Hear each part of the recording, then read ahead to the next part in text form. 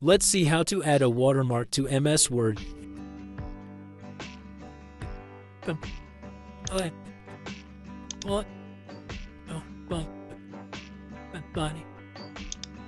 Their default watermark styles are horizontal or vertical.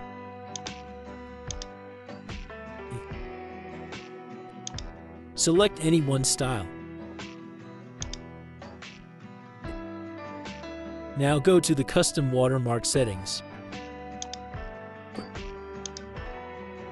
Now we have to change the watermark color.